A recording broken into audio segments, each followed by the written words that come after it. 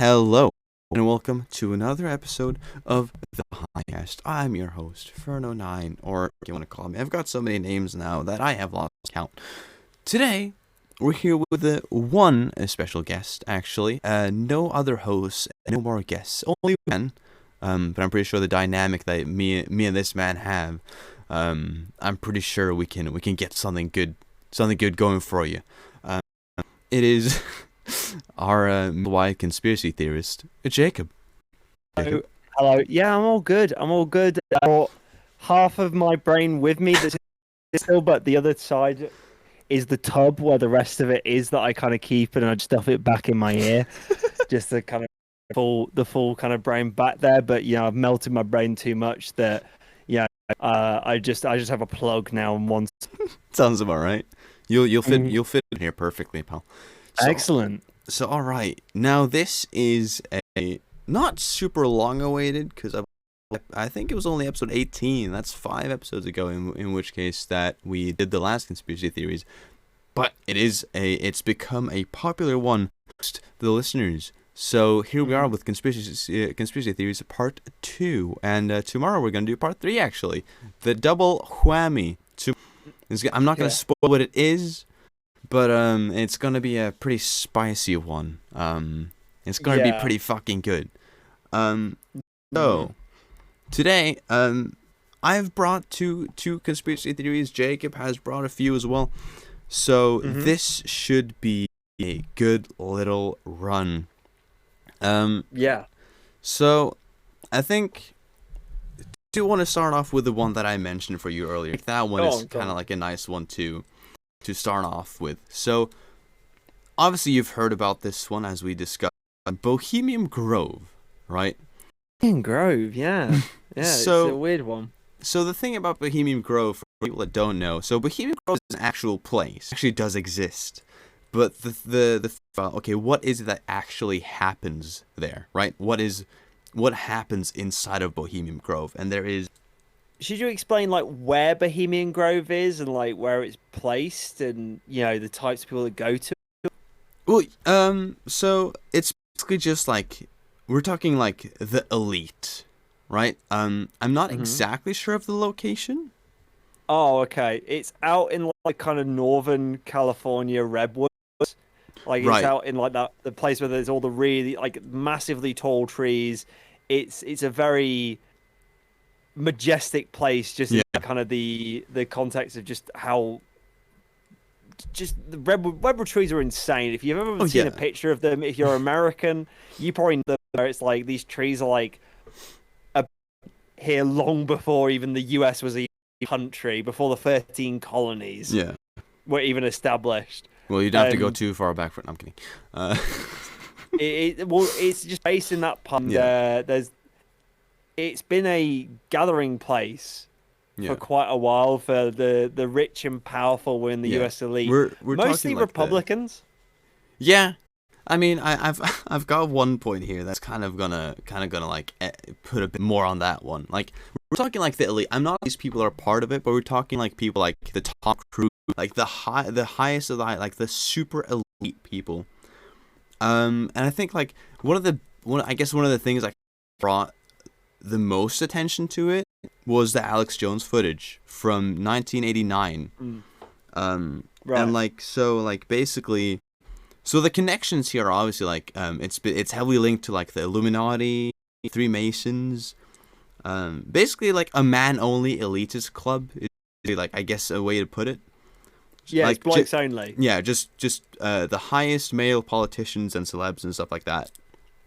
And so it's generally mostly politicians. Yeah, mostly politicians. Some of the famous people that have been there are people like Ronald Reagan, President Nixon, Clinton, Herbert Hoover. Clinton's been there as well, but that's one of the kind of more outliers because a lot of it is just Republican politicians, a lot of them, and there is usually unnamed, a lot of them from big business, CEOs of General Electric,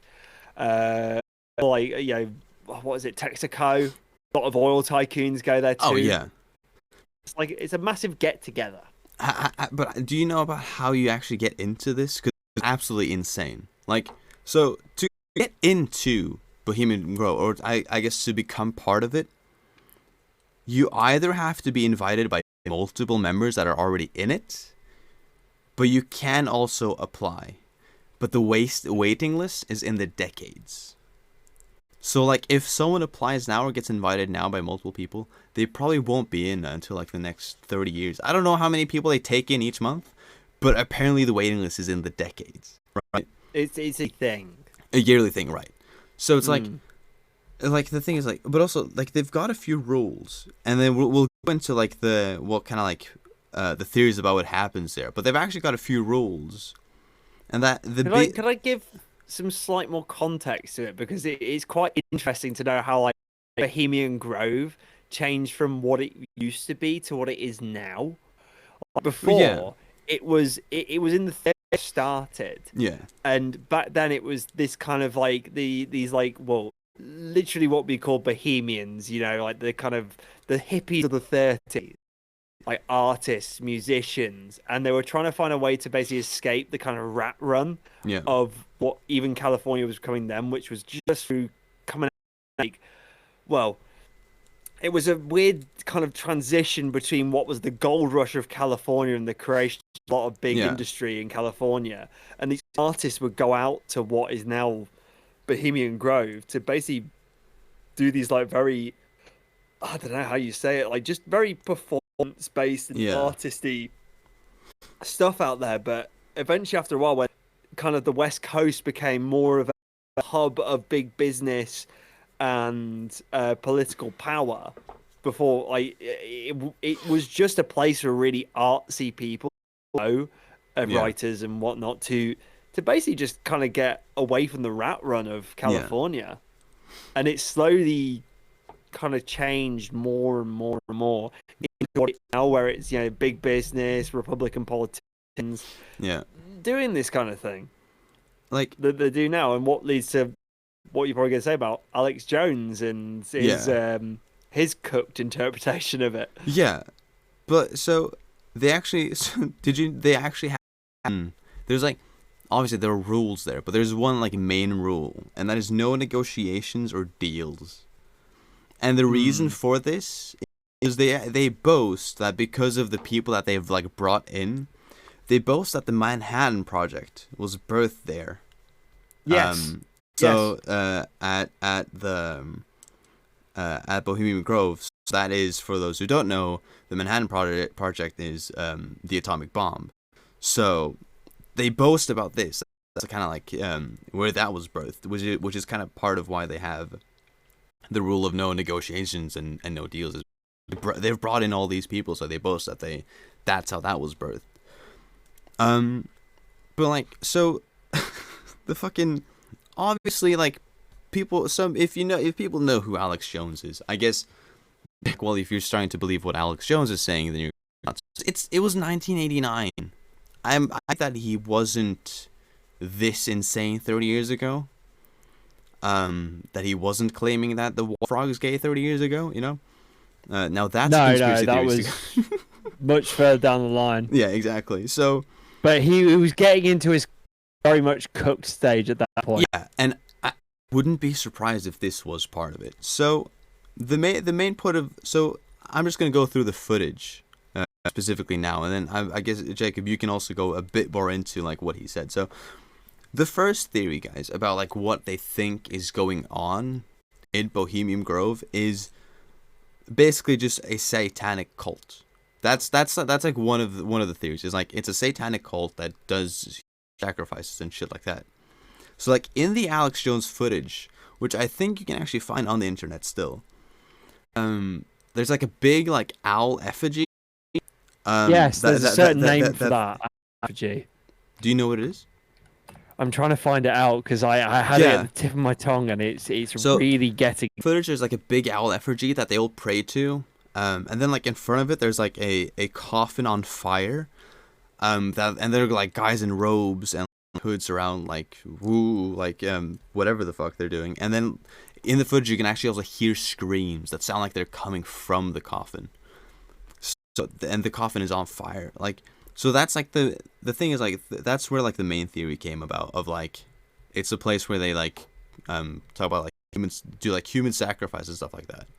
And I guess that's kind of like the thing is like people go about like what would they do this? Well, I don't know. I get to this state that you have to be in to get here.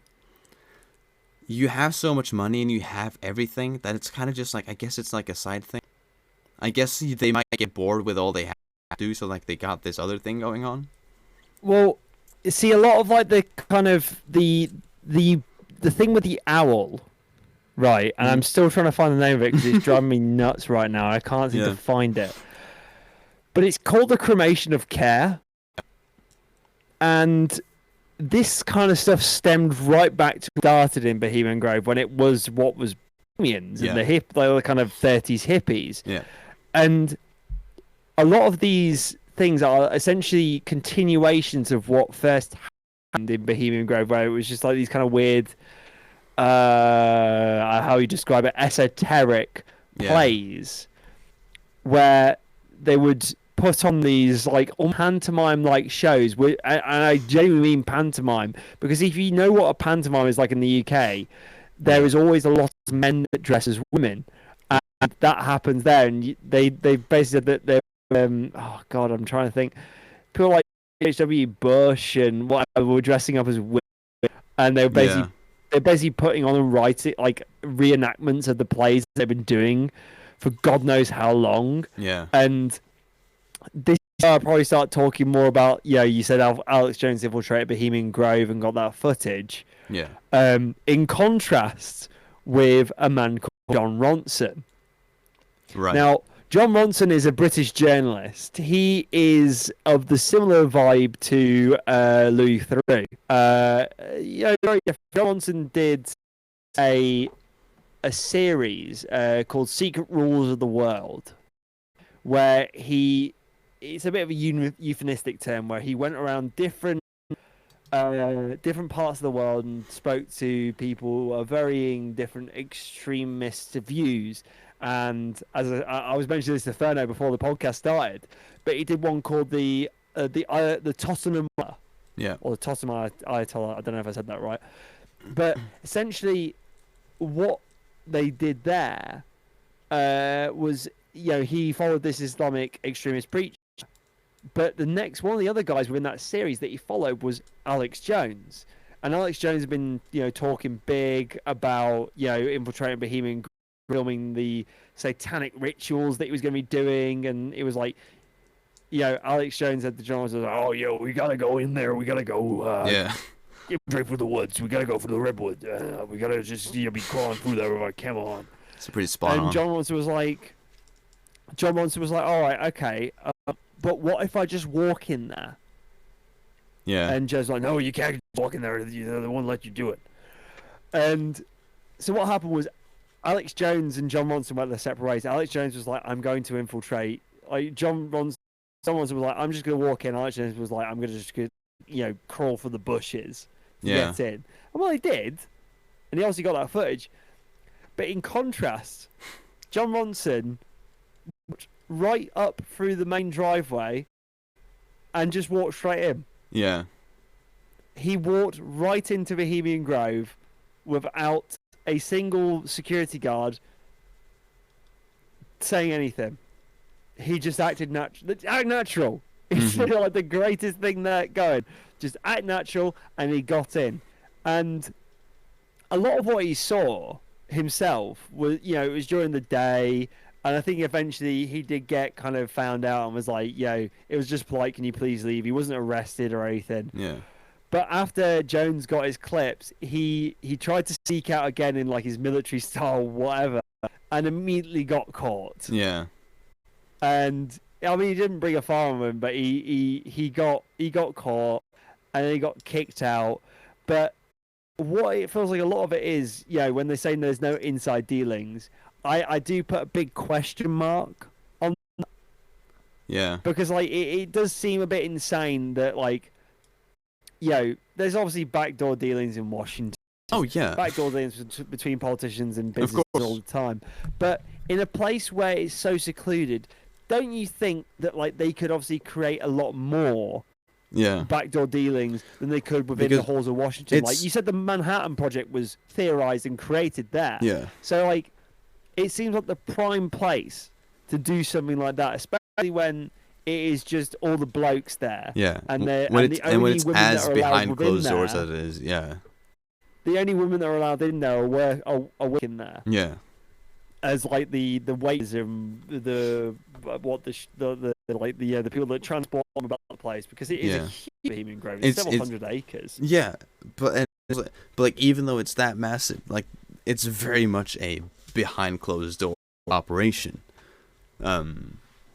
At least to a certain extent. That's why like they've got such long waiting lists, is because I think with, for example, that situation with Joe Rogan, I feel like it's like, okay, we let during the day a very specific little amount is let on, but like I feel like maybe they just didn't go into the right places.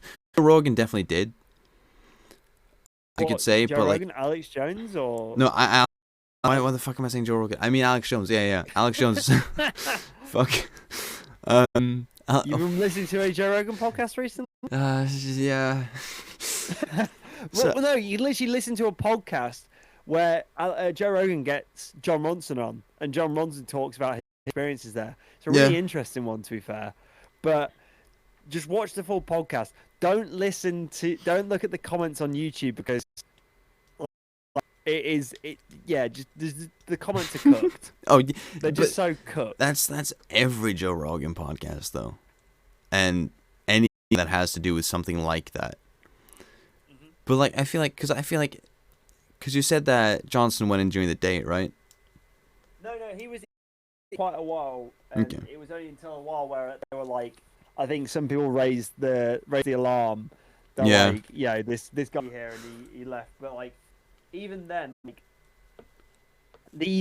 a lot of these things, it's been going on for so long, and like there's you don't have to go far to find eyewitness testimony. From even workers there, where they literally talk about like all these Republican politicians going around absolutely pissed as a fart. There's like eyewitness testimony of like Republican politicians just so drunk they're just shooting down trees, they're pissing and shitting everywhere.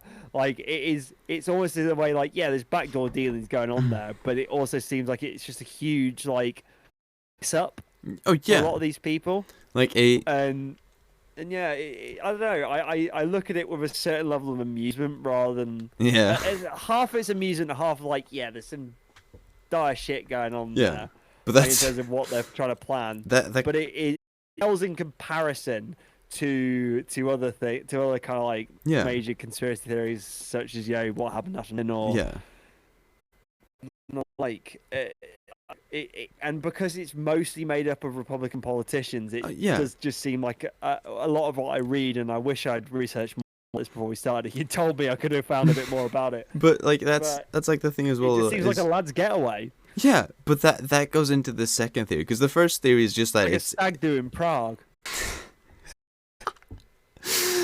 No, but like, see, that's like, so the first theory is just that it's like some sort of like cult, like human satanic sacrifice. But the second theory is that it's just a male sex club for the elitist.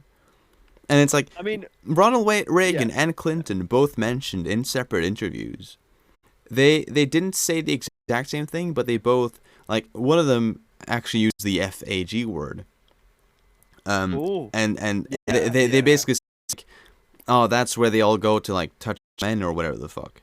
Or like that, and there was even a testimony from a gay porn star who said that he had actually or worked there at Bohemian Grove. He was like told that like he had to, it was like you worked there and you had to go with whatever person you were with, like all of their needs or whatever the fuck. So it might have just been a male sex club that they all just go to touch each other up or whatever the fuck. Gay porn stars, gay porn stars, just the kind of the weird the gay stuff, or if it's just like it is just like I said, not like going on a lads' night out to not a lads' night out. No, that's a bit bit expensive just to go to Amsterdam or Prague just for Yeah. a night out. But like, because like it does seem like I have to send you some like there's a really good podcast by Anonymous Mhm. who they mostly from like QAnon, but they did like a really good episode on him where they researched deep into it, and they spoke to John Ronson. They watched Alex Jones's documentary, and they also just got eyewitness, like just people who worked there. They got people to speak to him. Yeah. And it just seemed a lot of it. Yeah. A lot of it, like was just a piss up. Yeah. I wouldn't be And surprised like when you're at the level that they're at to have one place, because I feel like humans in general kind of want to go out and party or whatever the fuck, or like, so I wouldn't be surprised like if it is actually satanic cult. That would be hilarious to know that like half of Hollywood and like politicians are Satanists, or if it's male sex on club. The most cooked part of this.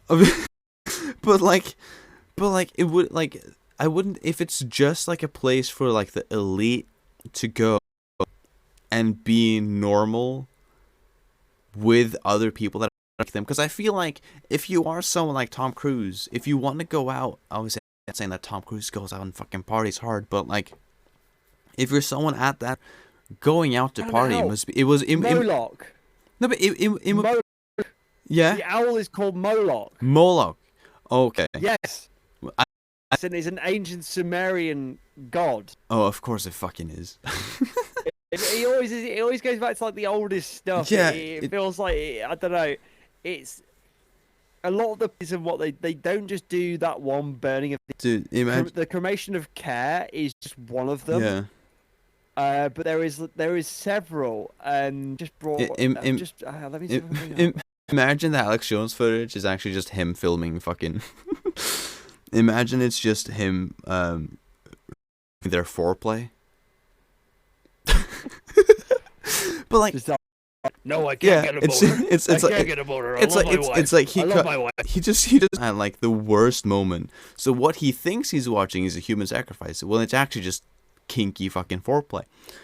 But like, I feel like it seems like a lot of it from what they spoke about on the podcast and the eyewitness testimonies, and a lot is just this elaborate play, and they talk about like I can't remember which politician it is, but he's like 90 years old and he's in a wheelchair and he's just like playing this like character just awfully. It's just it's the Republican politicians themselves that are doing it. Like Nixon was a part of the play.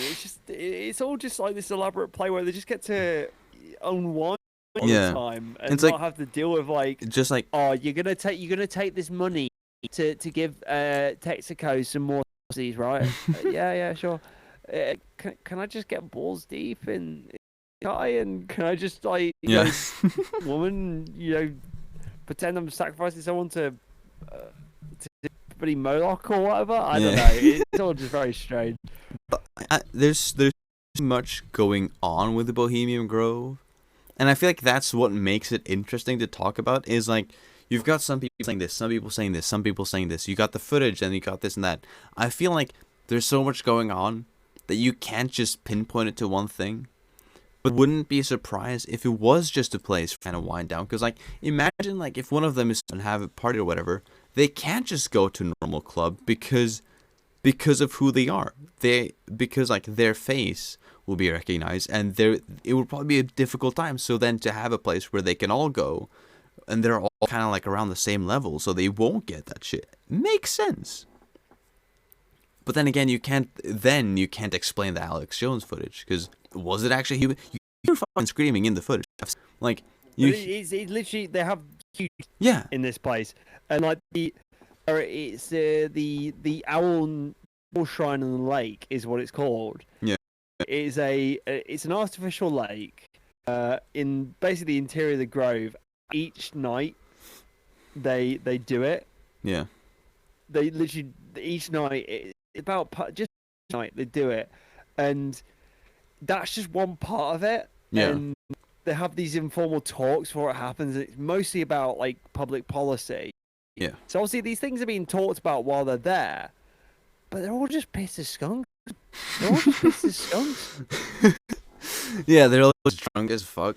Yeah. It's not just Republican politicians, it's people like entertainers, professors, Yeah. cabinet officers, even directors of the CIA now, and well, like George W. Bush Sr. has been both a director of the CIA and a president. Yeah. I think we keep going back to it. Backdoor dealings are probably going on there. Yeah. But like, I don't know. Is there more to say about it other than like, yeah, we know some shady shit going on there. We know And some shit.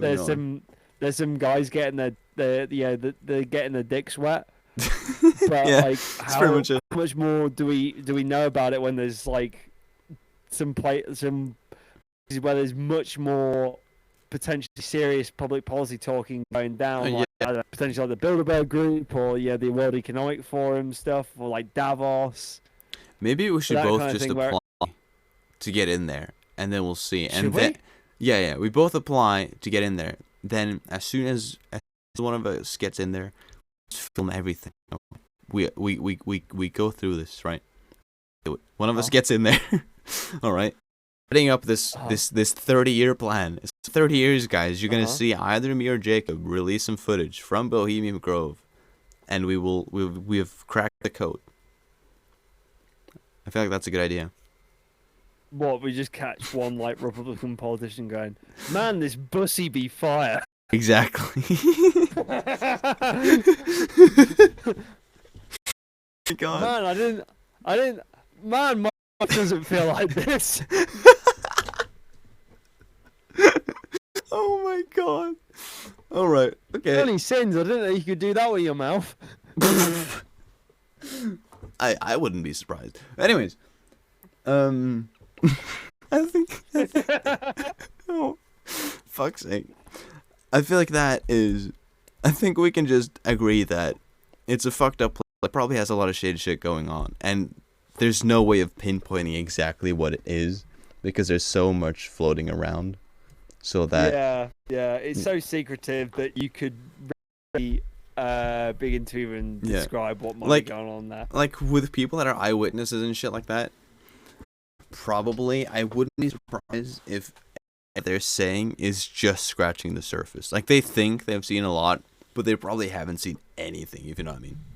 I wouldn't be surprised. All I'm gonna conclude for myself is I don't think it is anywhere near like a satanic sacrifice. That's all I'm saying about that. I don't think it's a satanic sacrifice. I just think it's more just more shady dealing. It's like, how can we cut down destroy more regulations and pollute more of the water? Oh yeah, in the US. It just would be very funny, or slightly funny if it was actually some sort of satanic cult for all the elitists to go to. I just keep going back to thinking, like, just imagining Nixon just drunk off his ass, just vomiting up, and then up like a tree, and then just taking a gigantic leak next to it, just going, like, I don't even know, like, even do an impression of Nixon. Oh. But how is it like? Oh, what? I don't know. Okay. Let's just. Oh my god. But yeah, and I move on to the next one. Yeah, let's move on to the next one. Let's take one of your. All right. Okay. Wait. Let me grab the book. Oh yeah, the book. Okay.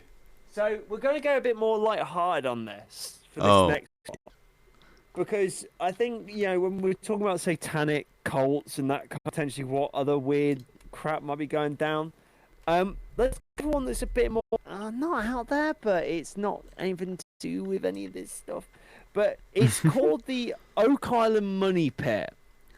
Oh. Now I have a book that my nan gave me. I was telling Furno about this, but it's The Unsolved Mysteries, Bizarre Events That Appalled the Greatest Minds, by Joel Levi. And the Oak Island Money Pit is one that I've been aware of for a long time. And it's on Oak Island, go figure, in Nova Scotia, in Canada. Mm-hmm. Now, what essentially it is it's on this island they discovered in this island in 1785 by a guy called Daniel McGuinness, and he was on the island, and a suspicious-looking shower depression in the ground beneath an overbranching arch, and it was a telltale signs of an old mine shaft. Oh. And so he decided to essentially bring two friends along with it, and they started digging a bit, and below the surface they found layers of flagstone and layers of after a little bit they dug and they found like beams and logs. They were very intrigued by this, and they were convinced there was some kind of hidden treasure at the bottom. Right. And there was rumors abound that, you know, it was the site of treasure from the notorious pirate Kid. Oh, yeah. And they returned a few years later to begin a full expedition. But they dug deeper. They took successive layers of these oak logs. Yeah. Layers of clay, charcoal, and matting similar to coconut rubber. And they said they found strange markings down the shaft. But as soon as when they were digging, as soon as they were about to reach kind of what they thought would be the climax of finding the treasure, they would dig a little bit deeper and the cave would suddenly flood. Oh, okay, yeah. And it captivated the interests of so many people, including who would be the president of the United States at one point, Franklin D. Roosevelt. Of course. And there was many different expeditions, and they just digging, and each time they kept digging, cave would just keep flooding. Is this where the show like The Island stems from? Yes. Yeah. Okay. I believe so. Yeah. And yeah, they fought because the pirate Captain Kidd was operating around this part of the world at the time. Yeah. And they thought that he had left some major treasure there. But part of this book here, there's been a lot of very dangerous, like, it's been deadly. Several people have died here. So part of this book says, the work also proved dangerous. In the 19th century, one man died when a boiler blew up, when a hoist broke, while in 1965, 4 miners were asphyxiated by gas. The failure in the most professional attempts has led to speculation about the seeming impressive engineering skills of the pit's constructors. Yeah. Somehow, using pre-19th century technology, they've dug a shaft over 30 meters deep and rigged it to include an elaborate series of water traps where any unauthorized breach of the main treasure chamber would result in its collapse. Yeah. Now, there's multiple different theories about what is buried down there. Yeah. Some people say it's Captain Kidd's treasure.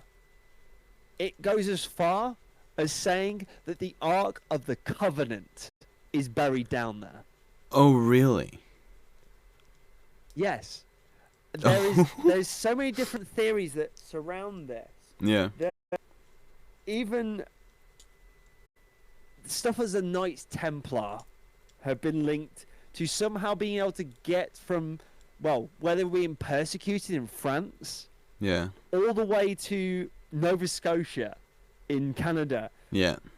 To bury some of their secret treasures. And even stuff such as the stonemasons have been linked to it. Of course it has. Of course it has. And the Holy Grail apparently might be buried down there as well. And Excalibur too. Oh, Excalibur. Yeah, okay. Yes. Well, what about this? Well, there's other things here. So other outlandish candidates for the creators of the Money Pit include space aliens, Incas, Aztecs hiding gold from the conquistadors. How did they get up from South America, Mexico, up to Nova Scotia? Who fucking knows? Yeah, who knows? And even the true author of Shakespeare's work may be buried down an Oak Island money pit. Shakespeare's buried there? No, the secrets of who actually wrote Shakespeare's work. So it's like no theory linking to another one. Oh, they think that you might potentially be able to find who actually created Shakespeare's work is buried down there. So there's so many conspiracy theories stemming that are within this conspiracy, because pretty much everything that there is a theory about down there has its own conspiracy theory. Oh my god. So conspiracyception. Have you a password for an account that you're never able to get a hold of? Just say it's down in Oak Island money pit.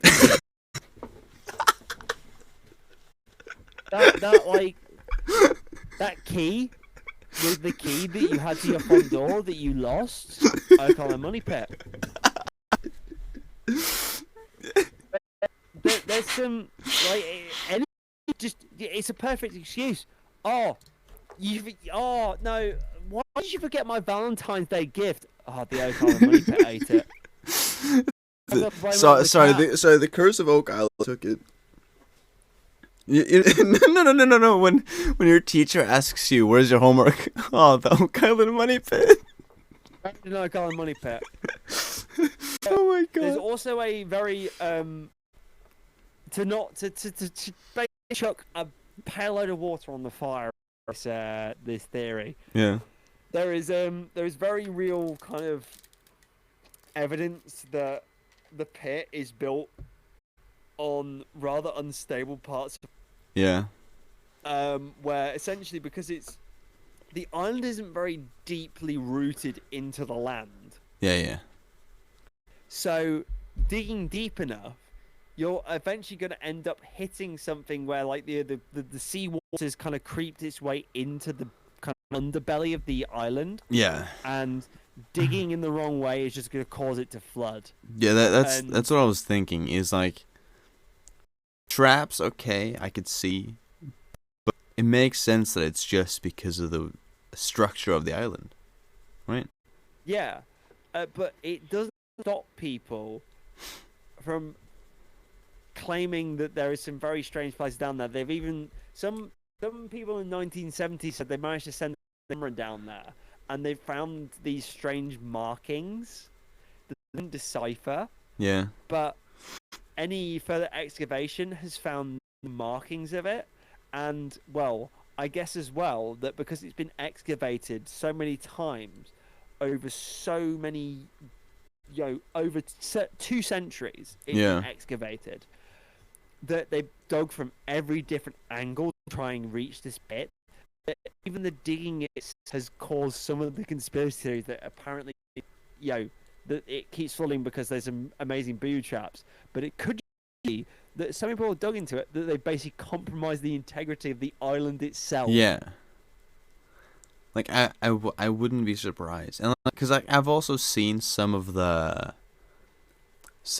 Curse of Oak Island footage.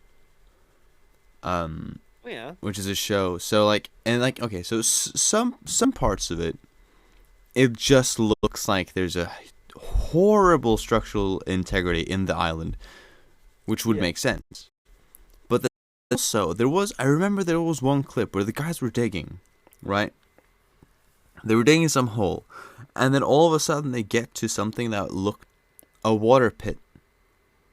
Yeah. Like as in like the same stuff. No, but as in like they were digging from the top, right? Not any anything else. So they were just digging like on the surface, and they get to a pocket that holds water. So I guess could support the booby trap theory that they somehow made pockets. Again, and they didn't have the technology to make the structure of a pocket, but I guess and if it's just a pirate. Like even Captain Kidd burying his booty, his looted booty down there. Yeah. Like it just how were they able to basically dig down all the way and construct all this elaborate booby traps? It's very strange. It is. So I was just thinking, right? like we've obviously spoke a lot about the kind of the engineering of it. Yeah. But then I was just fascinated by about like how could it be aliens? Yeah. How could it be aliens? But then again, people talk about the pyramids and aliens as well. The pyramids make a lot more sense though, because the pyramids are almost impossible for humans back then to make. But then again, the same with this. But like, oh, we don't want to go into just another random conspiracy theory, just going off on the other end. But I think how could it be aliens? Because like, why would they just make such a rudimentary thing if they made spaceships? Why would they just be like, oh, wait, oh, we run out of material, wood, coconut fiber. What about a time capsule? Oh, what if the aliens? The aliens have made some sort of time capsule, right? So they've created whatever the fuck this is, time capsule.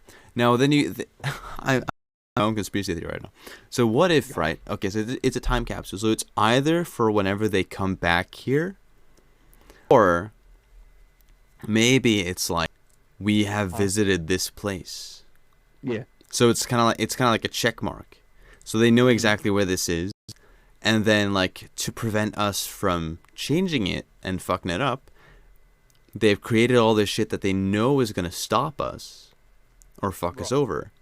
So we don't get to whatever this is. That is I would say, a somewhat solid explanation if aliens were involved. I feel like that makes sense. Some sort of time capsule or something like that. So what you're telling me is, like, in my primary school, right, we all did some stuff in the back of the school playground, and you're telling me that if we were to ever find this time capsule from aliens, we'd open it up and there'd just be some like crayon drawings or whatever.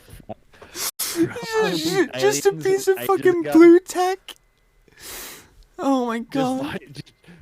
We just open up this time capsule and there'll be drawings of of humans, like a kid. No, like it wouldn't be like it'd be like an equivalent of a dog, but it'd be like oh my god. Just in there, it'd be like, oh wow, this. Wait, no, but dude, drawn? Imagine, because like, wait, when was Captain Kidd around? Finger painting. When was Kidd around? Kid, I'm not sure. It was like it's like the late 18th century, I believe. Because like, imagine this, right? So, you know how people talk about like the aliens were here with like the pyramids and stuff. Imagine, right, if this is some sort of time capsule, right? But at the same time, right? You know how we talked about us making time capsules? Maybe that started by us seeing the aliens do it. Maybe. That's why we do it now, because the aliens did it then.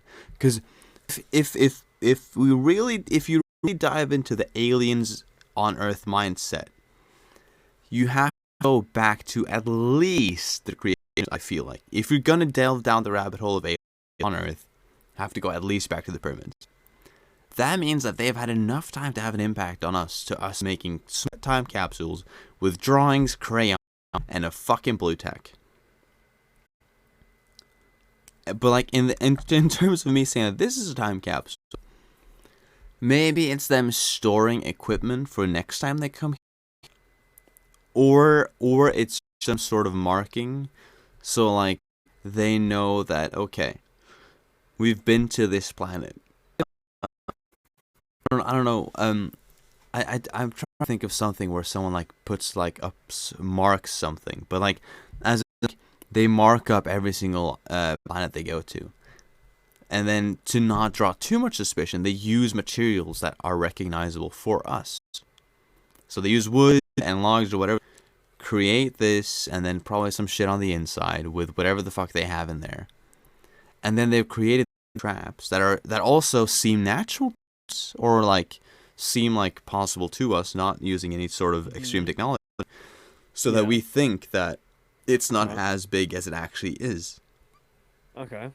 Maybe that. Or they could just ground. Well, yeah. Maybe I'm just thinking too much of like well, it's just simple, isn't it? Yeah, it's just fucking simple, isn't it, lads? It's just a fucking structure, mate. He's got the structure of Harry Potter's ankles. Yeah.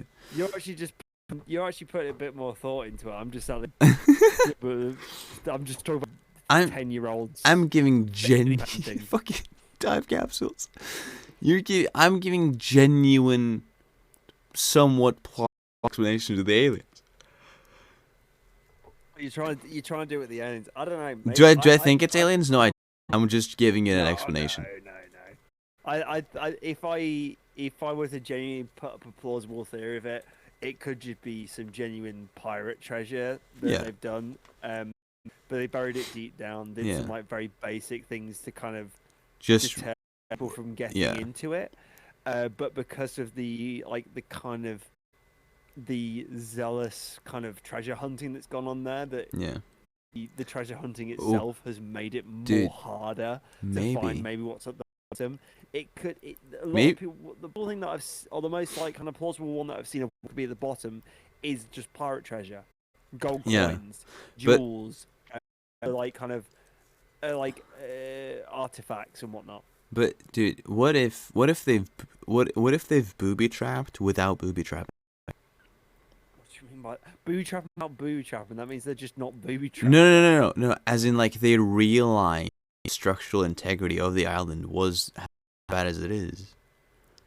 So exactly where to fucking whatever it is really they hid. Smart guys, then. Really smart guys. So they knew that it would be a nightmare for the next person who tried to dig it up. So therefore, they placed it in a place where it, quote unquote, seems booby trapped, but they were just really wise and realized the strategy was horrible for whatever reason. That could be a thing. Ahead of their time, I think. Ahead of their time. To try and give a good segue, is the next theory you've got a bit further along in time compared to Okal and Money Pit? Oh, mine is very, very modern. Mine is basically when we sit on the couch on a daily basis. Oh, right. Okay, so, you know, like, if you, like, sit and you watch a movie or whatever the fuck, right? Mm-hmm. And you know, like, if you ever just, like, get the sudden, the munchies, or, like, or on the couch and watching TV or whatever, and all of a sudden, like, you really want to buy something, or, like, I don't know, you like, oh, I want to buy a new phone or a new car or whatever the fuck, or buy food, right? Mm-hmm. So basically the theory goes, so you may be a victim of subliminal advertising, and it's a conspiracy around this shit. So so the proponents, I guess you could say, of this conspiracy theory include Wilson Bryan Key, who's the author of Subliminal Seduction, and then Vance Packard, who Packard might sound familiar, who is the author of The Hidden Procedures. Bryan Key. Yeah, Bryan Key, Vance Packard. So both of these have claimed that subliminal or subconscious messages in advertising were like rampant and damaging. So the books caused like a public outcry, and it led to FCC hearings. Like both of their books have been discredited a lot. Like quote unquote key studies of the effects of subliminal advertising were revealed to have been faked, I guess you could say. But then, the effects of it were kind of overhyped. Yeah, but so in the 1980s, right? The concern for this kind of spread, as to like bands like Styx and Judas Priest. Right. Judas Priest was sued in 1990 for allegedly causing teens suicide with subliminal messages. Was it Judas Priest? Judas Priest, yeah. Now the case was dismissed, but still. And so subliminal mental processing does exist, and it can be tested. But just because a person perceives something, subconsciously means very little by itself, obviously. So there's no inherent benefit of subliminal advertising or regular advertising. Like anymore, there would be like in seeing a flash of a commercial instead of the full 20 So seconds. was it with Judas Priest? Correct me if I'm wrong. Was this kind of stuff to do with what's called backtracking or backing or something like that, where if the record is played backwards, it elicits a certain message, but apparently if it's regularly played forwards, somehow the human brain can understand what it is when it's played backwards, and it causes us to do things. Partly, yeah. Because also remember, like back then, if you were going to go back 20 seconds, you couldn't just move the thing. Like you had to actually track back your thing, right? So I've got a record player. I have a couple, and even back then, like I think you could reverse the record. Yeah, you could. So, right, but so like it's kind of like so like there's no benefit to like subliminal advertising, regular one, like anymore that there is like between seeing a flash of a commercial and not the 20-second. So like getting a person to see something for a split second is easy. Like filmmakers all the time with fucking like the last few frames of Psycho, for example. That's an example. Right. Getting a person to buy or do something based on that split second is another matter entirely. But so the theory here is, right, that like within like advertising and movies and stuff, they hide this shit subliminally because it mentally does something it instills something in our brain that makes us want to do it. Right. It's kind of like that every grocery store, every item is placed very specifically for you to spend more money. Kind of like that. Yeah.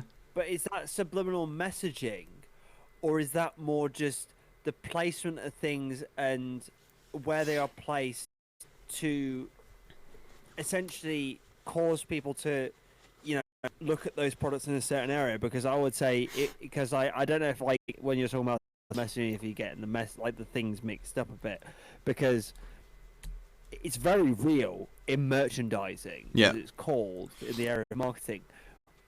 They've literally attached people with eye tracking software. Yeah. And they've got them to walk around the supermarket, and they find that what you look at no matter what is it attracts them to the middle shelf. Yeah, exactly. Kind of middle shelf eye level. But messaging is something totally different, where it's classic one was they've apparently flashed like very brief less than a frame of or a frame of just buy Coke, eat popcorn. Yeah, no, exactly. But like my point is like that doing this intentionally for you to buy stuff, like in a grocery store. It's obviously it's a different thing, but like, what are like two of the most common things people buy? Milk. You know where the milk and eggs are placed? At the exact opposite end of the entrance. So you have to get. You are probably the only thing you're there for. You have to walk through everything else, and chances are. But is that subliminal messaging though? No. I'm saying that like within the same vein of doing something intentionally for you to spend money. With the subliminal messaging, it's the same thing. Like it's that so that you get the thought and probably a hit of dopamine as well. I wouldn't be surprised to make you go, I want to buy a car. I want to buy a phone. I want to do this. I want to eat. I want to go. I want to order in, That all of that like, and like, if I'm being honest, when it comes to conspiracy theories, the reason why I wanted one, I kind of back it. That they place. What is the concrete theory behind that? Because I could give even more cooked explanation of these things. Oh, hit me with it. Okay, so there's something that it's from. Have you ever heard of Wendigoon? Yes. The YouTube channel. He did the conspiracy theory iceberg. Yeah. And one of the things that he described was something called depatterning. Patterning, if I'm going to try and explain it as best as I possibly can, because it is something that it's kind of complex to explain. And it's still very kind of up in the air. That, we think our beliefs or whatever in a very kind of we have very entrenched beliefs and whatever. But if a power wanted to change that, they could insert certain things, media, subliminal messaging, for example, as a way to destroy that patterning and then essentially fry our brains and then reprogram us into a different way of thinking. Yeah. And that is kind of the basis of depatterning. But I probably did very much a disservice that it, in a way, it somehow serves the powers that be, to use that horrible phrase. Talk about conspiracy theories. It serves the powers that be in order to allow them to recreate and reconstruct a new reality. Yeah. Within it, within what they want. Yeah, but it's kind of like, so like with Judas Priest, for example, I think like that's like, how like we use music ads. That's part of it, because you see, like, so having the theory of that music actually change how your food tastes. No. So there's a theory about like when you listen to music that like volume, pace, and tone. I think the three ones were flavor, just like tasting more of it. There was spice and there was sour, and then and that was kind of like, so the more I think the more it was like the higher pitched it was, the more sour it tasted, and then the lower pitch was less sour, I think it was. Or no, it's counterintuitive. So the higher pitch, less sour, and then lower pitch, more sour. Then it was faster, and the faster the music was, the more spicy it was, and the slower, the less spice. And where you got this from? This was Oxford doing it. Okay.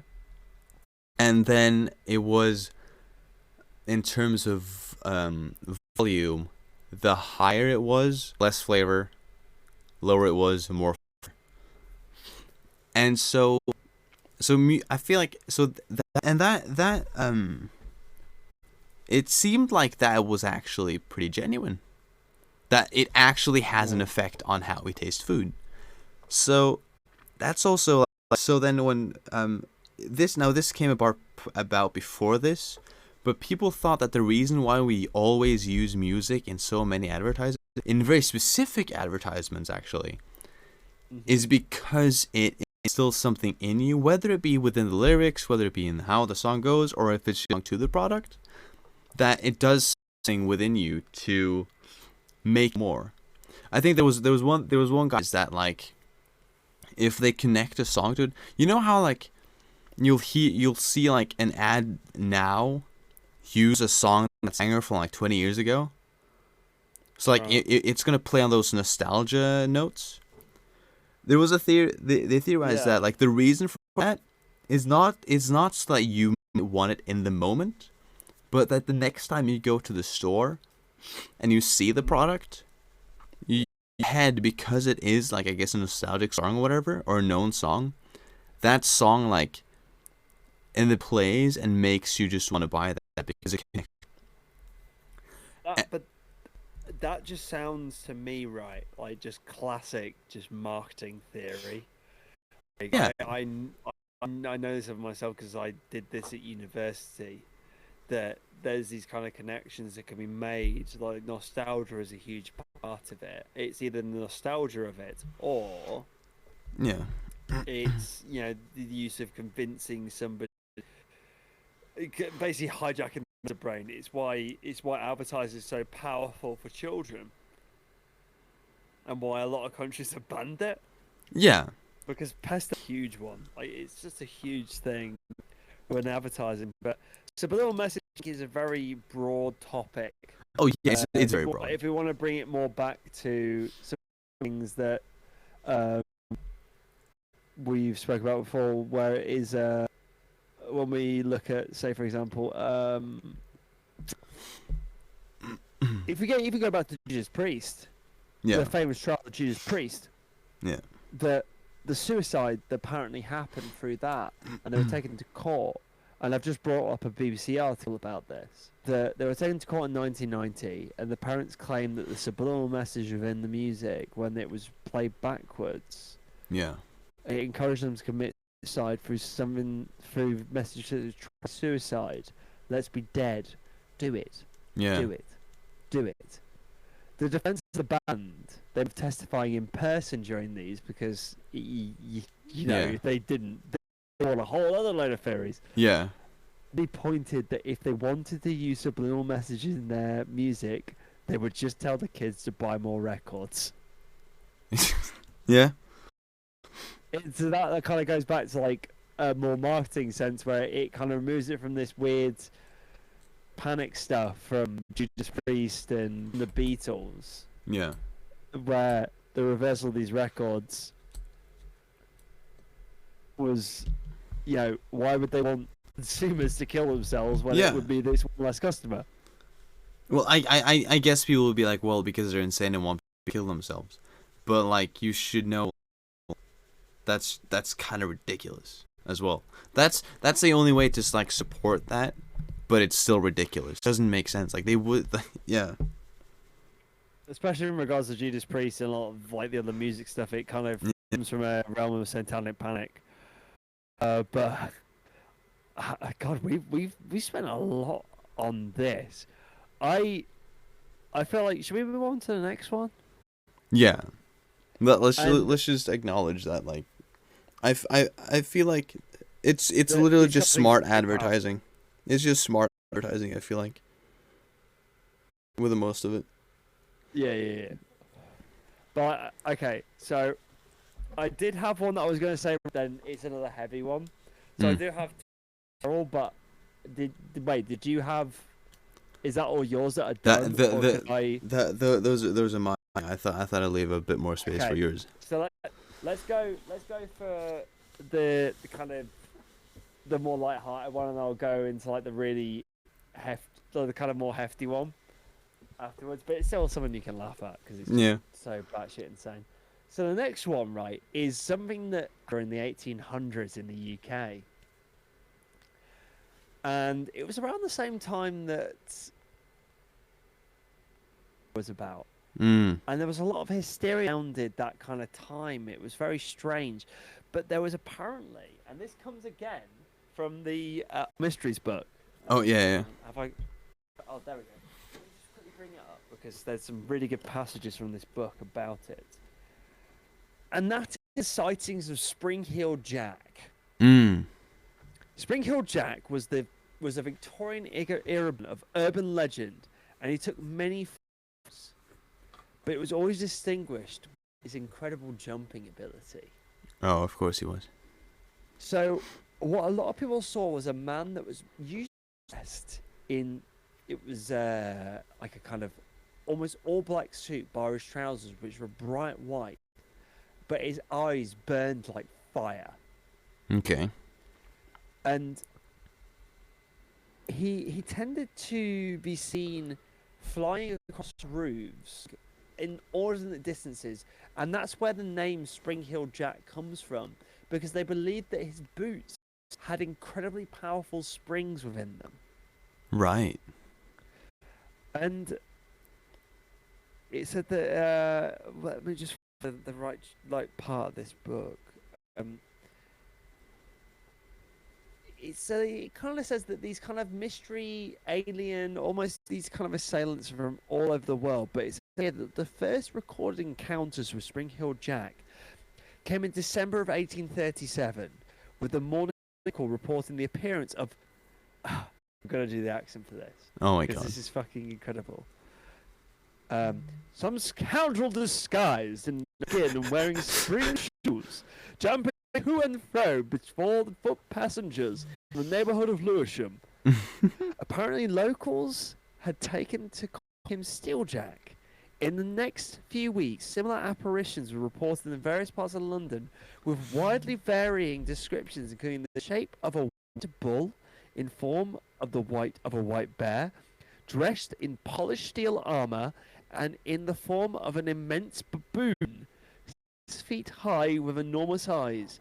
Though not always present, a white or shiny costume was emerging as a common thread. Mm. And it first started to appear in these how would I describe it? Like almost these kind of like fictiony kind of new bits. Right. And one of the big things that one of the major eyewitnesses' accounts came from a called Jane Alsop, Mm-hmm. a teenager from the London East End. Heard what she thought was a crying from the street. For God's sake, for we have caught Spring Hill Jack here in the lane. When she opened the front door and had the cloaked figure a candle, he revealed his monstrosity.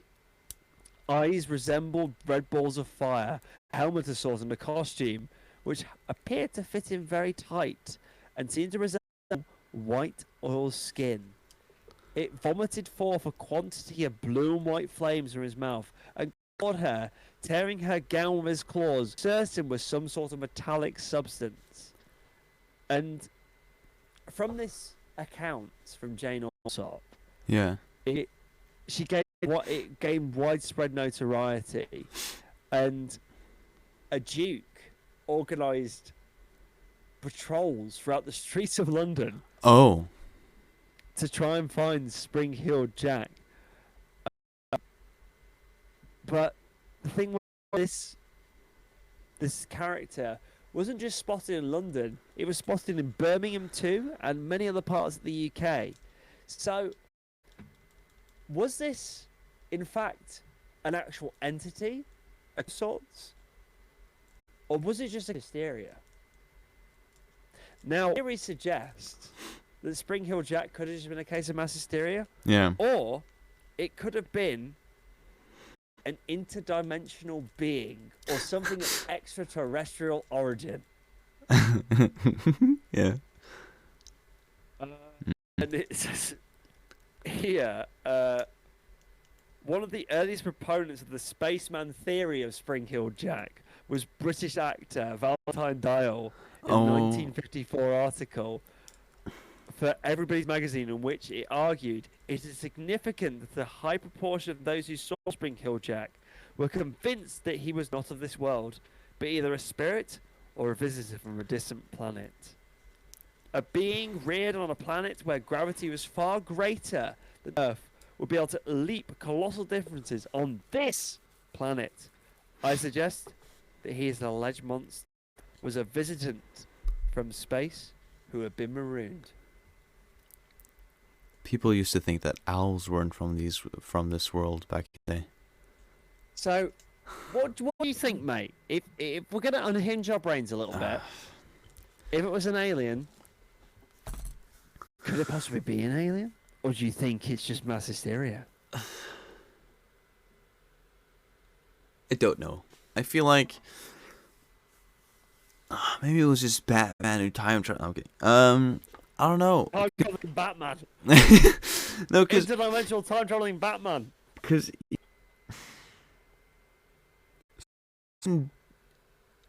okay. I'm not quite sure where to put it, if I'm being honest. Because I don't even know what to fucking start with that one, pal. Like, because like when he said like not of this world and stuff, we used to think that certain animals in the ocean, even certain animals on land, were out of this world. Then we've come to realize they are from this world 100%. Like, it's pretty clear that they're from this world because we've checked that. So, but here's the thing: that it seemed to come around the same time as Jack the Ripper. Yeah, that's what in a city caught up in the hysteria and the terror. I was gonna say a man that was coming around attacking women and killing them. Yeah. It's been a product of the paranoia of the people of London. Yeah. See, in the grandiose outfit that he wore and the fact that he was able to jump so far. Yeah. Could it have been some kind of, well, let's fully hinge our brains here. A creature from another dimension that somehow encountered a rift in space. Oh my god. Ended up in London and just was like, "Fuck, am I doing here?" Well, okay. This isn't Temple Bowling. Okay, so my thought.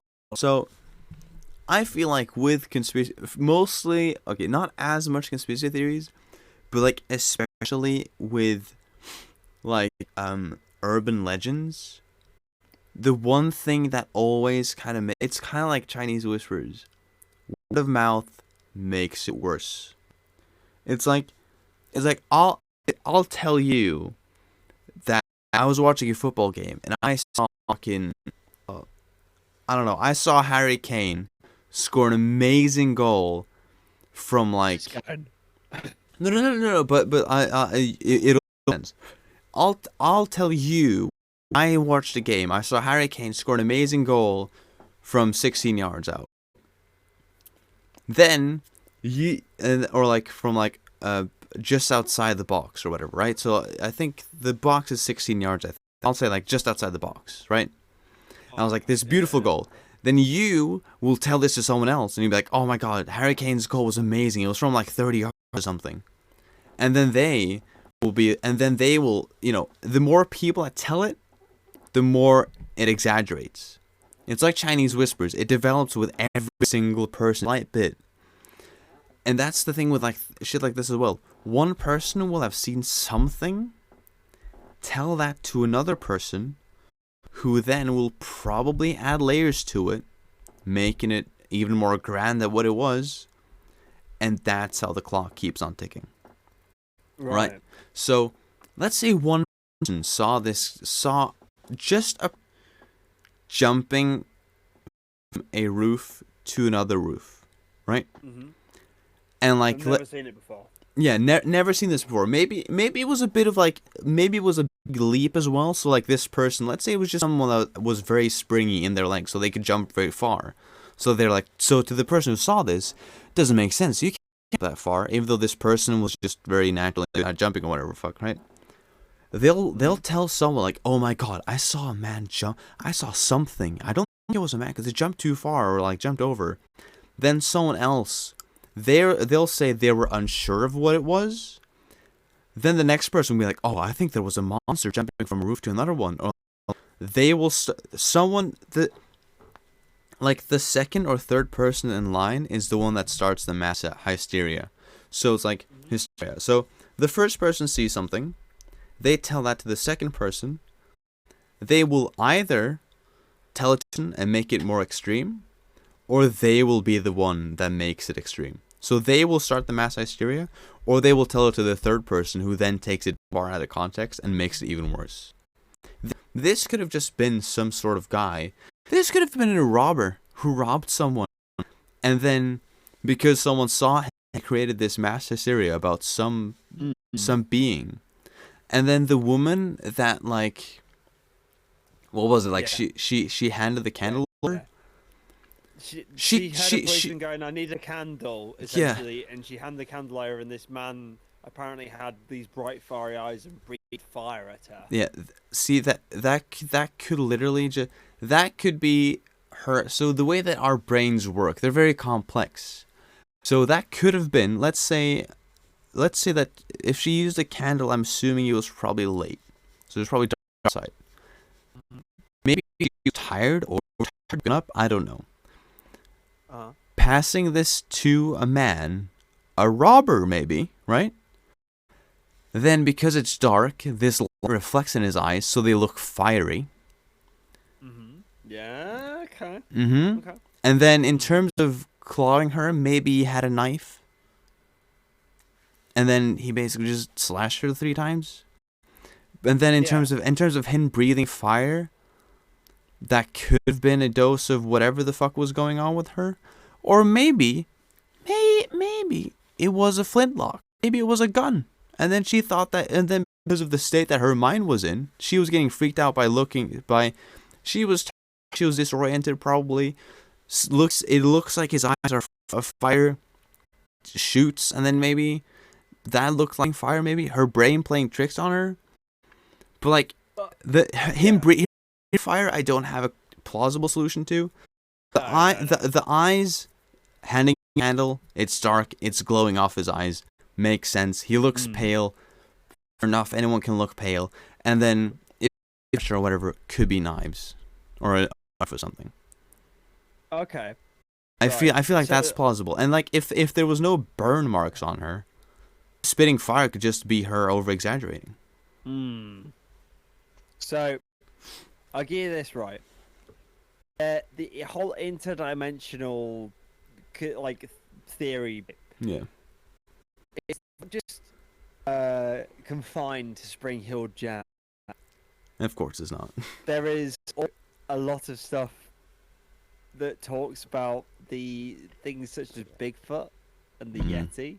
That they believe that the Yeti and Bigfoot are interdimensional creatures too. Yeah.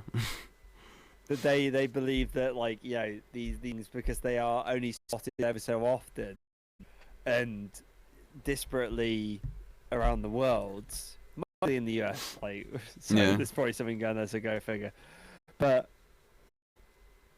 that they believe that, like, these things are international. These things are kind of like these kind of things that kind of shift between time. Somehow they end up shifting to another reality a little bit, where that's why they're so rarely seen. Yeah. Because they are beings that aren't of this world or even our perception of reality. Right. That's the most cooked thing I've ever seen. Yeah, that's like it. I feel like if like Bigfoot or whatever exists, it's probably just a hairy beast who wants to be alone and likes being alone, and therefore has developed a good sense of hiding. Whether it be that climbs up in trees when that's needed, hiding somewhere, like I don't know, but there's probably if a Bigfoot exists, there's a plausible solution to us not finding it, and also we're not all looking for it on a daily basis, are we? So it's like the closest anyone is gonna get, because people aren't looking for it anymore, pretty much. Other than people that want to make some shitty ass documentary, like it's like people nowadays don't go looking for it. So the closest anyone is gonna get to like a Bigfoot is when they go out camping. But then you're not looking for it, so it's gonna know to hide when it hears you, because you're not subconsciously looking for it. So as soon as it sees you and you don't see it, it'll hide. Yeah. And it's like when people say like they saw a shape in the forest, maybe the fucker just wasn't fast enough and then he hid from you. And then he doesn't mean you any harm because he just wants to be left alone. So like if someone goes like, I think I saw some Bigfoot. Okay, you know what? Maybe this time he wasn't fast enough. He didn't notice you fast enough, so then he bounces, he hides away, and you can't find him. Man just wants to have a wank alone. Let him wank alone, mate. Like let him choke the chicken. Like a Bigfoot or whatever could just be a very peaceful creature who just wants to be alone, happens to live in the forest, but is a very introverted creature. We have creatures like that, so why can't we just, I guess, assume the same situation for him? Is it just because he's huge? Well, that doesn't make sense, because we've got other huge animals that do exactly the same thing. Yes. Yeah. Okay, so I'm thinking, right, because this is the last theory of the night, and I've just realised I have two. Like the one that I was saying about the American one. Yeah. It might be too heavy to discuss as a last theory of the night, but I think this is the other one that I have is the most intriguing. Okay. And I found it for a podcast, and I've discovered it before, but it's the most in-depth one I've ever heard. Okay. And it's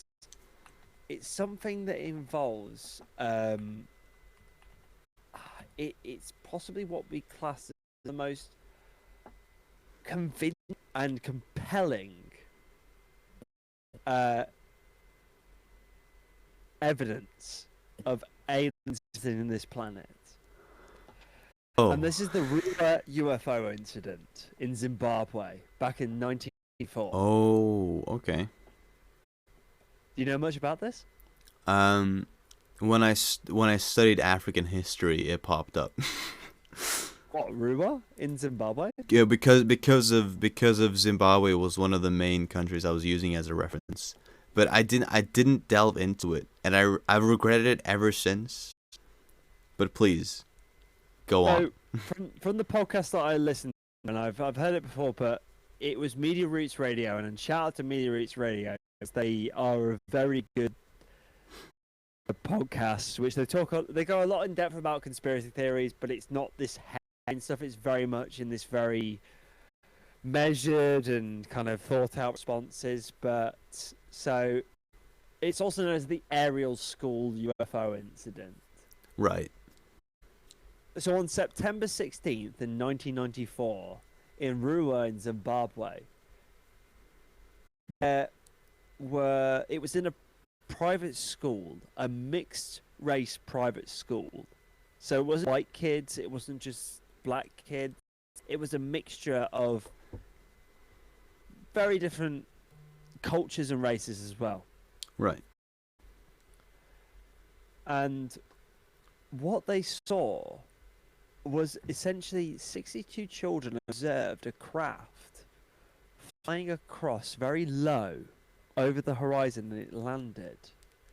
And what these children saw was two aliens come out of the craft and into the shrub. Now, these kids weren't allowed to go to this part of the shrub. There was a very clear line they couldn't, because out in Zimbabwe, you've got many wild animals that are incredibly dangerous. Yeah. Easy to snatch a child. Yeah. And some people said the prior night there was numerous reports of a bright fireball passing through the night sky. Mm-hmm. These were adults describing what they saw. Some witnesses saw it as a comet or a meteor. Mm-hmm. And it resulted in a wave of UFO mania. Of course. That crossed this part of Zimbabwe. And what these children saw was two aliens, and what they described them as were these things with large heads, but almost completely covered in almost this skin-tight black material. Mm-hmm. Walking around, and whenever they jumped, it was like they were on the moon, as they described. Floating. One they said was almost completely bald. The other seemed to have this flowing black hair. And it wasn't just they saw it from a distance. Several of these children, about a dozen of them, witnessed one of them within 2 meters of them. And these children said that this alien, telepathically communicated with them. And after a little while, they got back in the spaceship, and seemingly the spaceship shot up straight above and just disappeared. Now, what the creatures communicated with them was found out through interviews, not just from the teachers communicating with, because there were no teachers around this point. Right. That it was communicated to interviews from a man called John Mack. And this man wasn't just a harebrained conspiracy theorist. He was a professor of psychiatry at Harvard University. Right. And he lost so much credibility doing this because he'd never seen something like this before. He was a professor of psychiatry, so he knew when people were lying.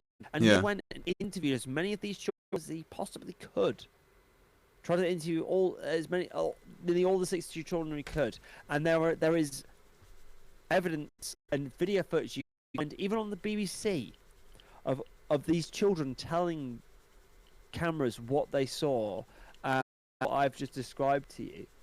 And one of the very strange things that these children said, that according to one of some of Mac's interviews with the creatures, telepathically communicated to the children an environmental message of essentially the planet burning before they returned to their craft and flew away. This telepathic message was somehow omitted from a lot of the official accounts, but it was recorded by this professor of psychiatry. Yeah. And in the Max interview, one of the fifth graders who received this message apparently said, it said about something that's going to happen and that pollution mustn't be. An 11-year-old girl told Mac, I think they want people to know that we're actually making harm to this world and we mustn't get too technological. One child said that he was told the world would end because we are not taking care of this planet. The children were adamant they hadn't seen a plane. Yeah. And they noted that the different cultural backgrounds and different economic backgrounds of the children, the interpretations were exactly the same. Yeah. There was no discrepancies. All 62 children gave the exact same explanation. And the Harvard psychologist's career was ruined. Yeah. And only just recently, there has been a documentary that was released that essentially he's been doing it for 20 years. Yeah. And it is a 2.5-hour documentary, around 2 hours, I believe, that collates all the footage into a coherent and succinct narrative that what these children witnessed was a real UFO encounter. And for the longest time, people have dismissed it as a case of mass hysteria. Right. Or mass psychogenic illness. Right. But the problem within that is that every single child witnessed and told the exact same thing. They got kids to draw pictures of it. Yeah. They got all of them to, draw pictures, gave recorded interviews.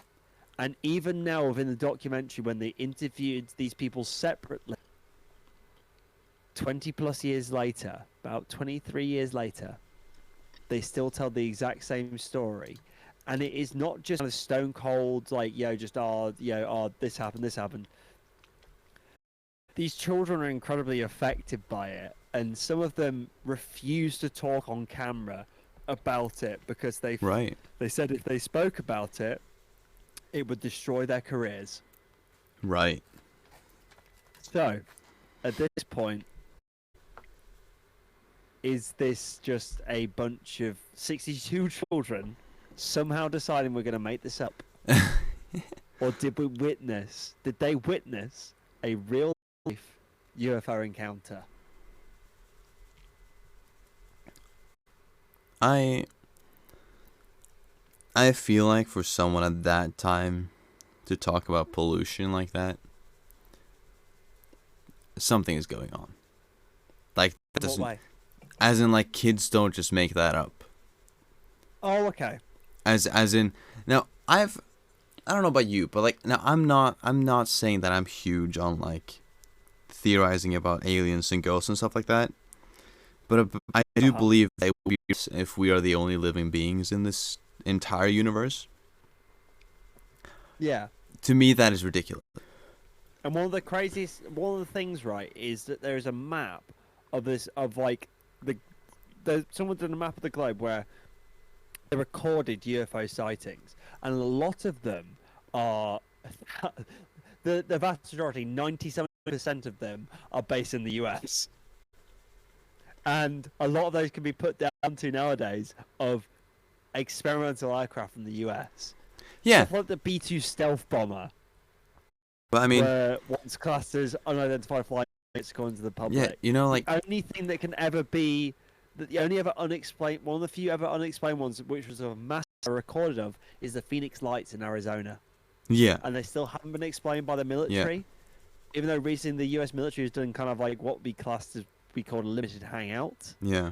where they only give some of the information away about aliens But then, or what they called UAPs, yeah.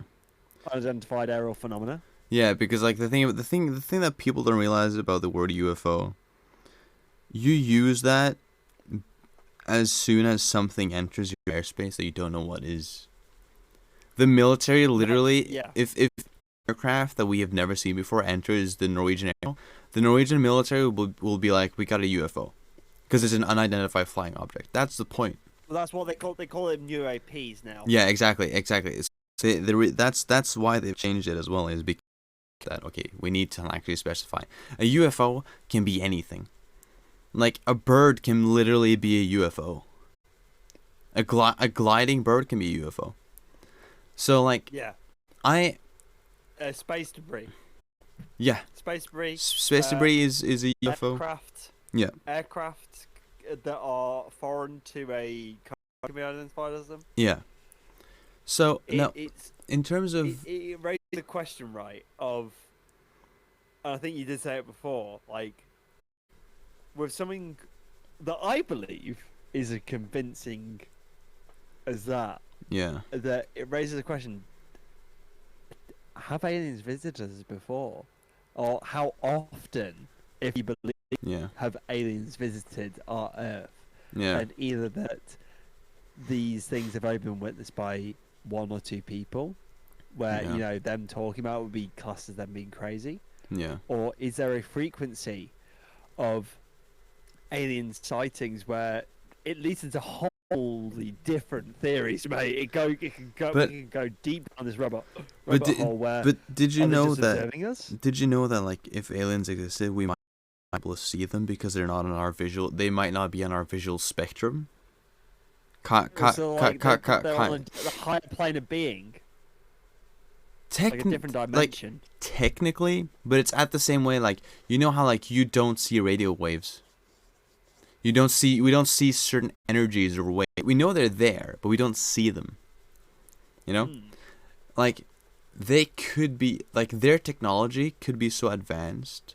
Not that they've done this on purpose, but, like, they could have such advanced technology on them that they're just not within our visual spectrum. But, like, so, like, when you first said that the kids witnessed a UFO landing, I was like, okay, it's Zimbabwe. Chances are, if it's a U.S. military craft, they will probably think it's a UFO because they haven't seen it before. Seeing two people walk... Because it's from different races, backgrounds, and everything, that it gives more credence. Yeah, It yeah. isn't just a homogenous group that saw it. Yeah, like, that gives it a lot more weight. I feel like there's so many details to it. Like, if someone said what they said, if this happened now, it wouldn't have been believable. But because it happened then, before climate change was such a big thing, before, like, internet brainwashing or anything like that was big enough, before we had as advanced technology for aircraft as we do now, or anything like that, there's so many technologies we have now that could explain that. Right? But, like, because this was back then, there's no plausible solution other than that it could be aliens. And it's like I said previously, like, in terms of, like, believing in aliens, like you said, like, about, like, how many times they visited and how long have they been here. Again, I feel like if you're going to believe aliens being on Earth, you have to go back to the pyramids, because that's the first genuinely unexplainable phenomenon in existence. I'm just gonna send you... Oh shit! Did I send that the wrong thing? Because the wrong person. Because the pyramids are literally unexplainable for the time they were made. We can't make something that perfect now. We struggle to make something that perfect now. And the margins in terms of one thing fucking the entire thing up is so minuscule that it doesn't make sense that we were actually able to make it. You know what I mean? I hope I didn't send that picture to the wrong chat.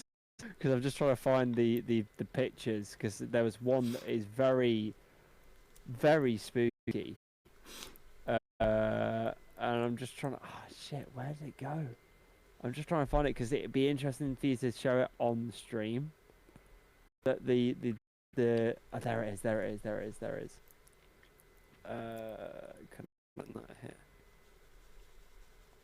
Oh, it says it's too powerful. Give me just only a snippet. Can you show this on stream for the people to see? Because it is something that is unbelievable. Like the pictures are just very strange. Let's see. Very weird. Where have you sent it?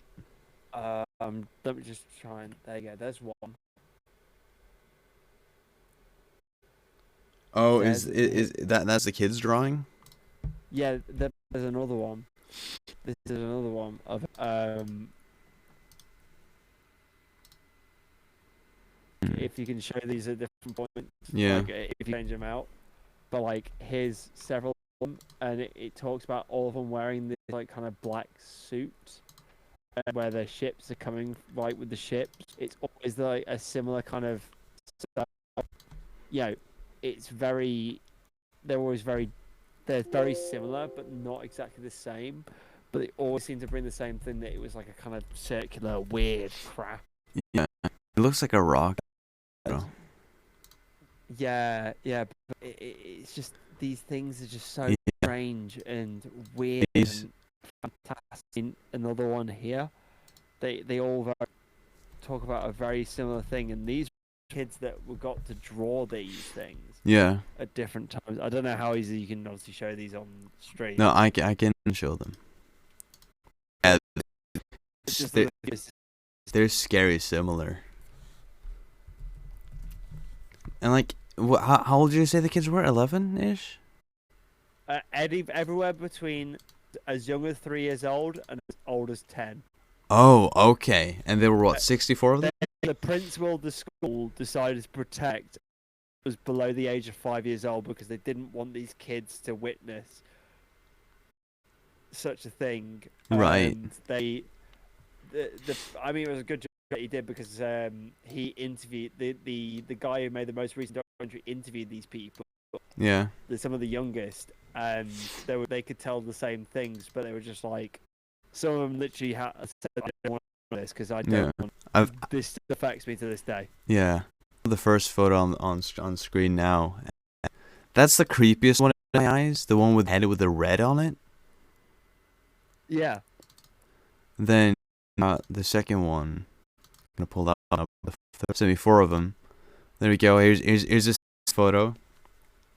They're clearly very similar. Like you mash these together and they're all the exact same thing. They're very close to each other. Yeah. But the documentary about it is just nuts. Like, I watched like the full clips of them.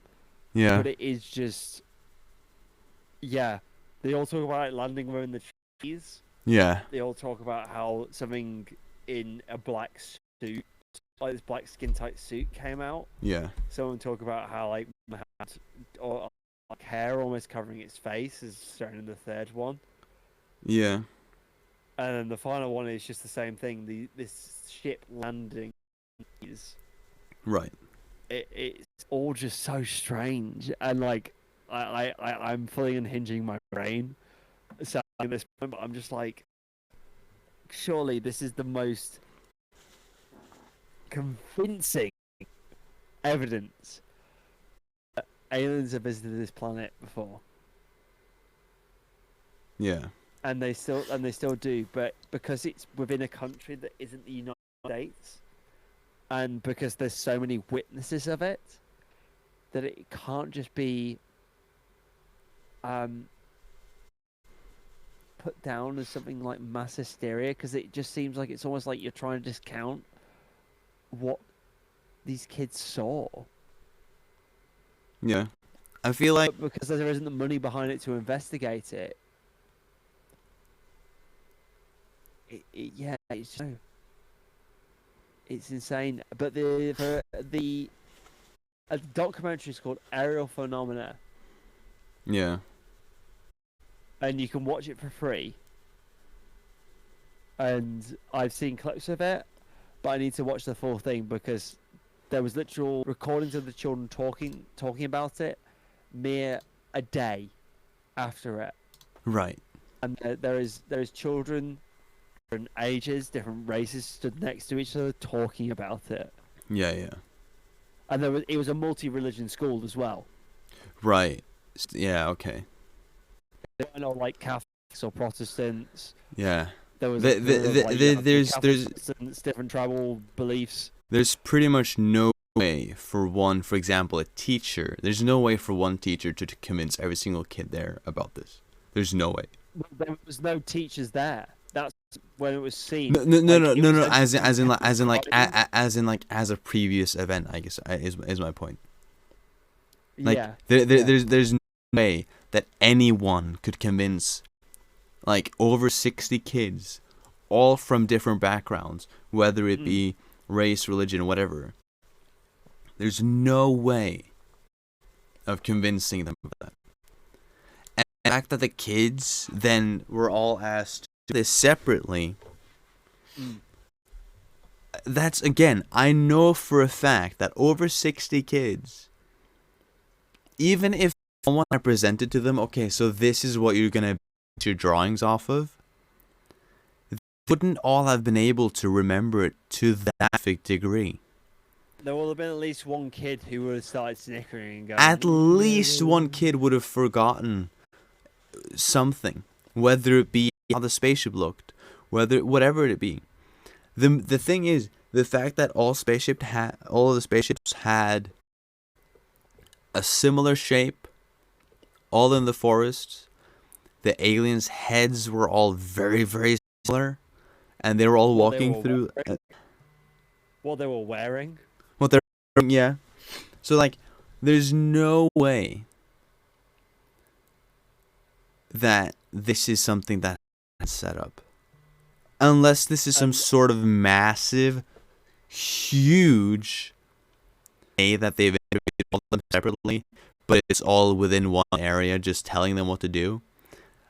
That's the only reasonable thing, is that this is a huge governmental setup, but it still doesn't make sense. There's one more, and it kind of connects the last photo. Or not, sorry, not the last photo. Like, you know, not the one... So, not the last photo where it's just the ship, but you can see it, literally, as I've shown you. One by an older kid, I believe he was about 8 or 9 years old. This one was drawn by, like, a 5-year-old. And they are almost exactly similar. Let's see, hold up. Let me look at these.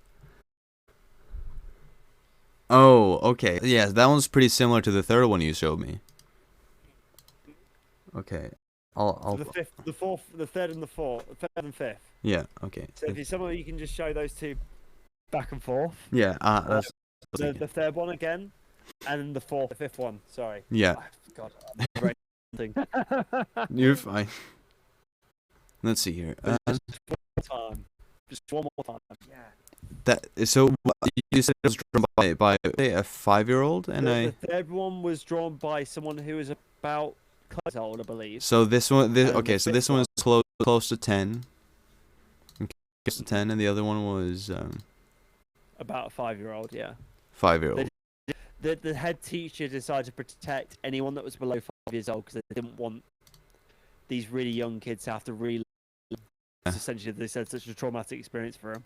They're very similar, and then like those are very similar, and then you look at, and let's see, if you then look at this one, and then you take, for this one it's mainly the head and the fact that it's going through like the bushes or whatever it might be, and then connect that with this one, and then this, and then this one just is a similar one. So. That is, it's very interesting. When you put the podcast, you'll need to make sure you put these like image links in there. Just download them or whatever. Just have them somewhere. I can try to find the images myself and send you the links from. Yeah. Just so I was listening on Spotify or SoundCloud, can take a look at. Yeah. Because it is just, there is just something about it where I was sitting listening to the podcast and I was watching clips of it. I was just like, holy shit. Yeah. That is I very can't think of interesting. any way to debunk it. There's literally the thing that trips it out is the kids. The diversity of the kids and what they talk about. The fact that they talked about global fucking warming. This mid-90s? Yeah. Mid-90s. This is what Al Gore made his speech. Yeah. And as well, when they were talking about, like, you know, one of the things that some people said about was if did a lot of these children have access to satellite TV where, you know, the X-Files had started to just come out at the time, and well, talking about the penetration of the viewing audience of like satellite in Zimbabwe was less than 5%. Yeah. Like, less than it doesn't. Only just the richest of white families had access to satellite. Yeah. When we're talking about like farmers in Zimbabwe, they didn't have access to TV at that point. So the X-Files. This is song because there's no way to wrap your head around it. The only solution that makes sense is either aliens or time travelers. Okay. Time travelers warning the kids about global warming. That could make sense. Yeah. But but that's just me throwing fucking diesel on the fucking fire, dude. Cause there's no plausible solution because of the diversity of the kids, what they talk about, and them all doing the same thing. It doesn't make sense. Yeah. Are you statistically. Are you glad you brought me on the show? Yeah, this is great. Like, statistically, right? Statistically, it's impossible that all of these kids do what they did, say the exact same thing, draw the same photos, and all of them backing it. Statistically, it's impossible for all of these. Not a single one has retracted their story. Not a single one has retracted this story. No. They all said saw the same thing. They all drew the same fucking shit, and they're all from different backgrounds, religions, whatever the fuck. Yeah. Statistically, it's absolutely impossible for this to be a thing without them all actually seeing it, and especially like the religious part as well. Like, if these kids grew up to be religious, one of them would have repelled for their sins and been like, "No, this was a huge hoax." Well, a lot of them are still religious in some way, shape, or form. Right. Some of them are lawyers. Right. And some of these people have been like, I can't talk about my family to this because if I do, even when I've tried to, I have been ostracized. Or some of the more richer white kids, I'm a lawyer now. I can't talk about this because I would lose my job. Yeah, you lose your credibility. The Harvard, like I said, the Harvard professor who went out there initially, he lost everything, lost all credibility, and he died, still just saying that he believed the kids 100%. Yeah, and his colleagues at Harvard were just like, "You're crazy." Yeah, and he just he didn't lose his mind, but he just died a very sad man. Yeah. That he could never truly try and convince anybody within Harvard that he found something extraordinary. Yeah. That's like, if I ever see a ghost or an alien, I don't think I would tell anyone, because I think I'm crazy. Yeah. Until it's genuinely proven, I wouldn't come out with it, because people would just claim me as insane. And then as soon as it's out, I wouldn't claim it either, because everyone would just be like, of course you did. No, you're just saying that because he knows about it. So if I ever do, I'll just keep it till I die. And then I might write a note saying, I always knew. Or I'll take a selfie with it, and I'll be like, I'm saving this until it... I'm taking a selfie with and I'm gonna be like, sorry, can I just, okay, thank you, and I'll save it until the day I die, and then I'll be like, knew it. Like, I feel like. Taking a selfie with an alien. Excuse me, could you just hold still for a second? Excuse me, can I take a selfie with you, mate? But it's like, I feel like I wouldn't be surprised if one of the people that recently come out and said that they've seen an actual alien. I wouldn't be surprised if one of them is actually telling the truth. Because of the state of mind we're in, and because the way society works these days, they get ostracized and they're claimed to be psycho or whatever the fuck it is, or that they whatever it might be, because of the fact that we don't want to wrap our heads around it. Somebody wants to silence them for whatever reason. Because I think in a way, right, that with this kind of, if you're religious, and that obviously God created the perfect earth and whatnot, this is a ring of that belief that oh yeah, God created the perfect being on this perfect earth, and if this alien life has come here, then it completely shatters that. But even then, if you're agnostic or atheist, yeah, and you're still not sure about aliens, this completely shatters your world belief in a sense that, you know, we are the only beings in this, on this part of the, yeah, on even in the Milky Way galaxy. Like, if you there's a video, I think it's by Wendover, I think it's Wendover Productions, yeah, where it shows what we can observe from most telescopes from our universe, much farther out, but it's at a much less grander scale. But what we can view in grand detail is only just in the Milky Way galaxy is around about 2 to 3% yeah, of the Milky Way galaxy. We can only look at that part in now. yeah. So these like aliens such as these like whatever these kids in Zimbabwe saw could be such technological advancement that never truly, until we obviously get to that same stage, we can never truly understand it. Exactly. Is that a good point to kind of That I was about to say, that sounds like a great point to end this podcast on.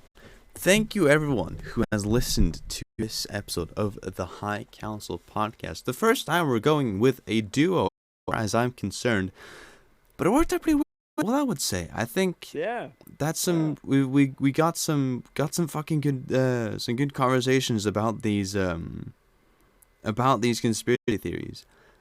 Tomorrow, depending on when you're watching this or listening to this, tomorrow we are also going to do another a part of conspiracy theories. Actually, that was amazing.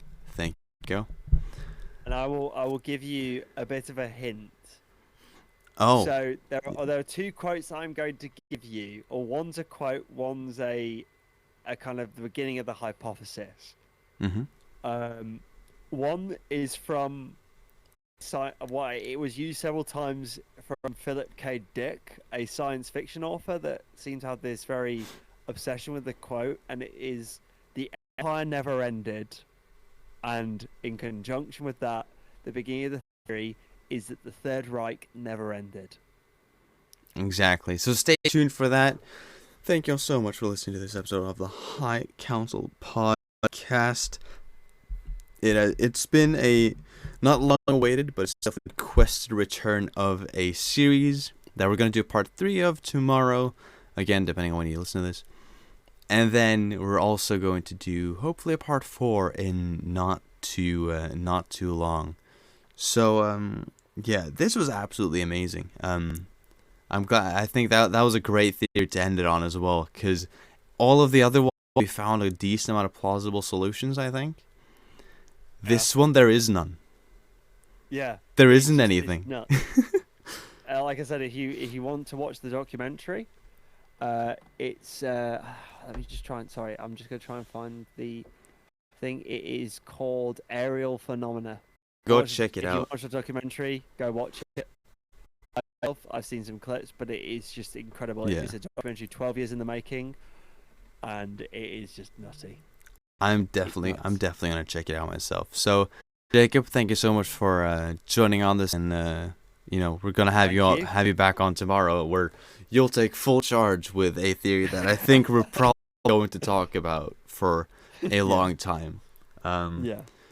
So thank you everyone again. You can listen to the podcast on Spotify, SoundCloud, or on YouTube.